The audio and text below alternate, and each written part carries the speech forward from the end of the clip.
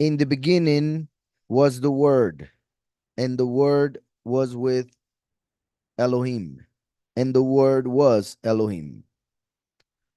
Just this verse could give us a lot of time to explain and receive revelation from.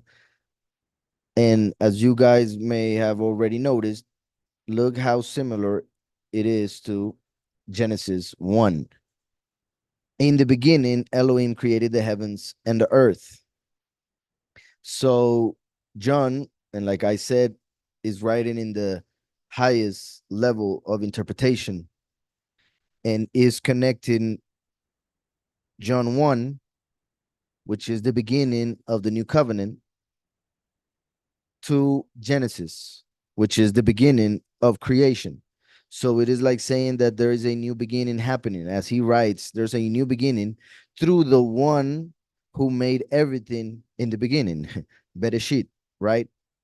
So here, the word in Hebrew would be Bereshit. I will write letter by letter that first word and say what each letter represents, and then I would like to show you guys something. So this is the letter Bet, and is the first letter of the Torah, of the law. Yahweh chose to use this letter for many reasons, of course, no doubt. We will see some of them later, but one that is clear is that Yahweh is one. And when he made creation, he made it with the root of two, because there will be duality in this reality, for he would remain as one. So the letter Bet is the second letter of the Aleph Bet, and therefore has the numerical value of two. So it represents a house. As you can see, there's an entrance on the left, a wall on the right, the floor obviously on the bottom, and the ceiling as well at top. So it is a temple, it is a house, it is also a woman, and there are other symbols that this letter represents. And as a letter, when it's put before a word, it represents on or in or with. So that's why the beginning is in the beginning, right? So in this case, instead of on, just in case, Reshit. Reshit is beginning. I will write it down here first. You see, beginning. So when we add the bed with the Reshit, we have Bereshit, which is in the beginning. But translators going to say Genesis because that's the name given to the book. But Genesis, in fact, is the name that was taken from the Greek translation, because originally it's called Bereshit, which means in the beginning. So that is the first word. Now, like I said, I was going to do one by one. This right here, bar, in Aramaic means son. That's why Baraba was the son of the father, the meaning of that name. That's why when they put Yahushua and Baraba on his side to ask the people whom they wanted to free, and they asked for Baraba to be freed and then for Mashiach to be sacrificed, they brought them as in Yom Kippur when they would bring the two male goats that look similar with each other. That's why one was the son of the Almighty Father and the other one was the son of a father, obviously the enemy. So Bar, that would be son. Also, the Reish, that letter is a head. It represents the beginning of the body, the head, therefore leader.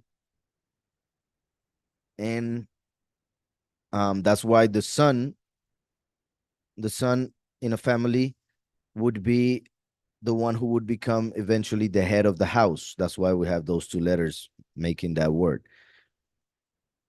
Um, and eventually, as in after the house, you see the resh. But then we have the aleph, and here, well, it continues to get interesting because we already have bar, which is son, and the aleph is the first letter of the alphabet. So we could see here how it says the first son, or son aleph, right? Bar aleph. And it is through the first, Yahushua the Messiah, that Yahweh created everything. Bara, this word right here, that is the verb he created. So just in the word, in the Hebrew word that means he created, which happens to be the first half of the first word of the Torah, that means in the beginning, the first half of that word is bara, which means he created. So only in Bereshit we have he created in the beginning, only in one word.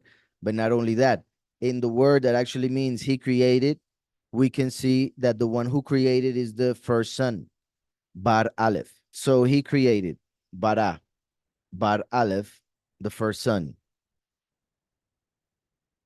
And meaning as in first and last, right? So the Aleph and the Tav would be first and last. Then we get the Shin. This is translated as in the head, as in Berosh. That would be Berosh. Because this right here, Rosh, is head. So in the head, which is interesting that there was a prophecy of how the serpent would get its head crushed by the son of the woman, by the seed of the woman, Mashiach. And Mashiach came to die for our sins, and he died on Golgotha, which means skull. So he crushed the skull of a giant representing the serpent. And that was where the son was sacrificed. The son, Bar, who is the first, Aleph, would be consumed or sacrificed or killed, represented by the letter Shin, which represents fire, destruction, change, teeth. Also, here we have the son of fire. And we know that Yahweh is the consuming fire. So the son of Yahweh will be the son of fire, Mashiach. And as we know, the last is the consuming fire. Is Yahweh coming as the consuming fire? For Yahushua came as the water of life. This is sun and this is fire. But I'll continue. Then we have the Yud.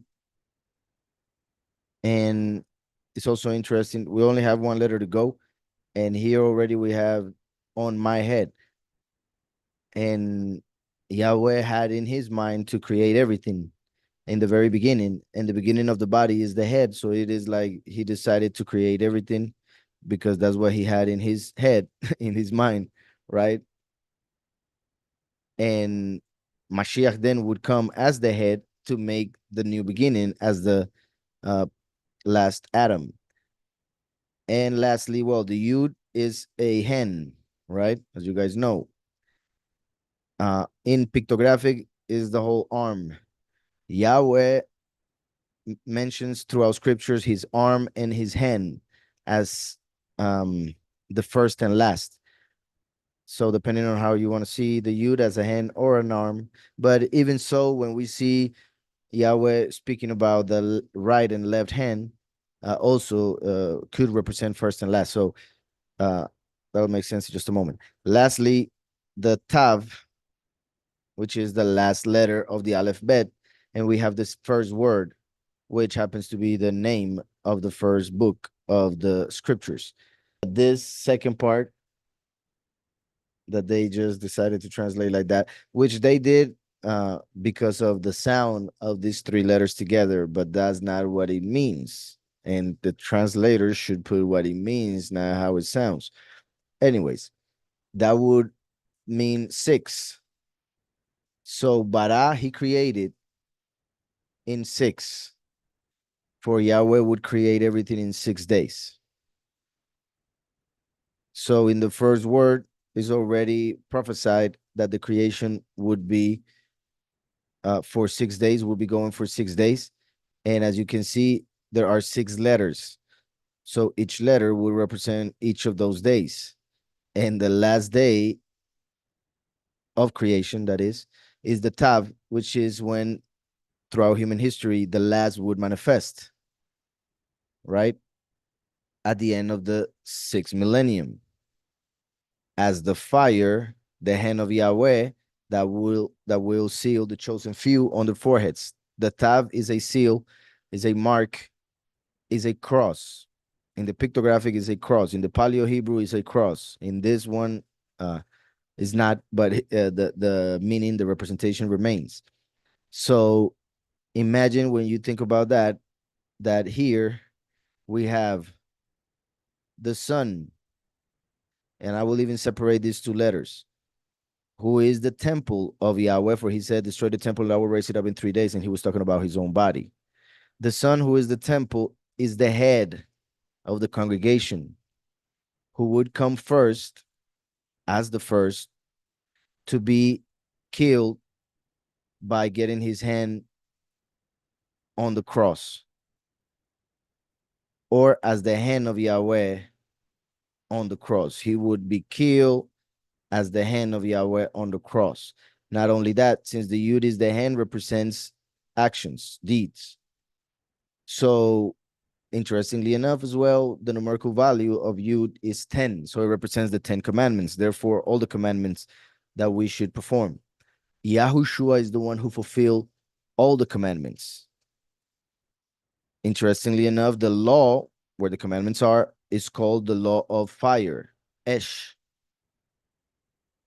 So the son of the fire came to fulfill all the commandments and then be killed on the cross, where he finished the plan that he had from the beginning when he created everything.